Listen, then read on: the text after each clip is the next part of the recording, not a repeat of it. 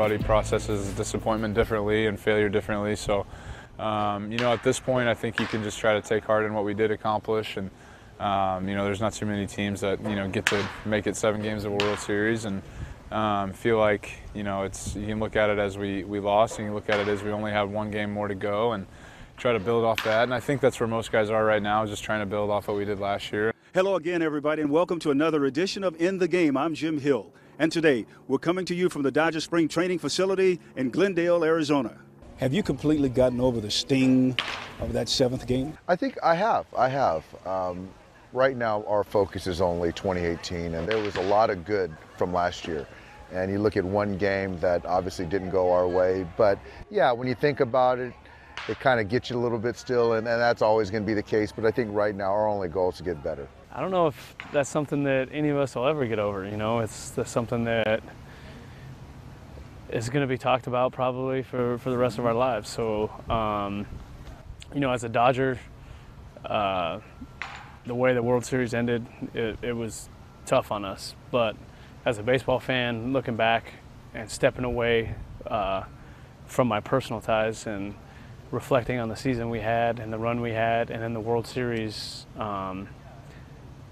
just the series in itself. What an incredible season, what an incredible World Series for the game of baseball. It was a tough one. I think Kershaw said it the best. I read a quote where he said he just absorbed it. You don't really ever, I think, get over something like that. You just kind of absorb it and move on. And you learn from it. Yeah, exactly. You can take a lot of things from last year. We definitely had our highs, we had our lows, and we grinded all year, and you come up 1 game short. I think anytime you get to play in a World Series, you understand what that atmosphere is like, and I just think understanding how much it means to the city of Los Angeles. That was the first time they had been. The Dodgers had been since 1988, and so I think just seeing the excitement and seeing truly what it would mean to the city if we were to win a World Series makes you realize how special it is, and I think you can only learn from that experience, and it can only help you at this point. And just about everybody was here before they had to be here. They were, and that started, Jim, in this winter where guys were working out at the stadium together, and there was a group of guys that made their home this winter in Los Angeles, and they worked out together, they hit together, they threw together, and they decided to come out to Glendale early, and it was fun to see. I want to say 90% of the team was out here a week and a half early. Just kind of goes to show you what kind of determination that we have, and shows that we're ready to get back there. We're kind of back to business as usual, though. We all know it was kind of a shorter off season, but at the same time now, we're all back at square one, just like every other team, and we know we got some work to do.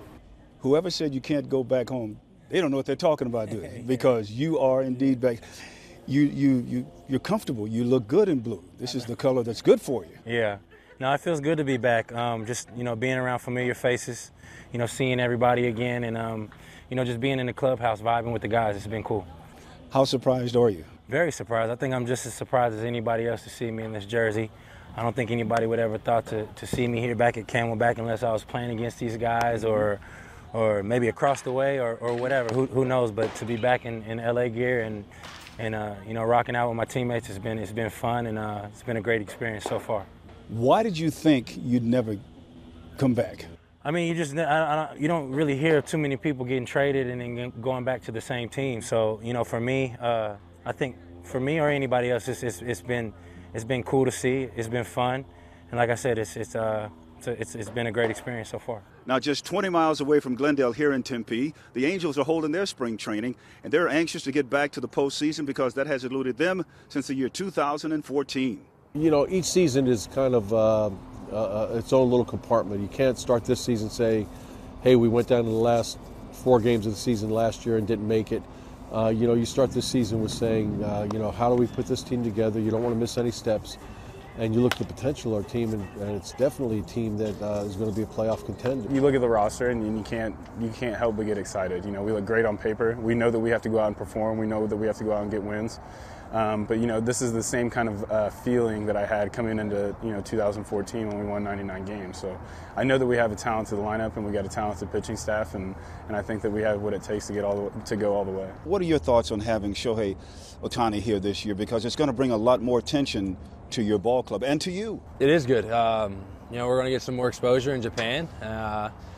You know, the couple days I've been here so far, get to know him a little bit. Great guy. He's unbelievable talented. His talent is unbelievable. It's off the charts. Can hit, you know, his BP's couple of moonshots. Yeah, pretty impressive, and it's scary to tell you that he still throws 100. So he's got a great resume from playing in Japan as a two-way player. He's a terrific hitter. Really has the dominant stuff you're looking for as a starter, and could easily be a number 1 starter as he continues to grow and develop. But he's only 23 years old, so we have to understand that he's a little different than some of the guys that have come over, where they've been a little more established. Had a little more age, a little more time in the rearview mirror to understand what the game's about. He's still developing, and we have to always keep that in mind. When I was coming over there, I said, you know what? Mike Scioscia had a really cool off season. The Eagles win the Super Bowl. You got married. Man, things are just they're just rolling for you. They are. Obviously, the biggest thing was getting married.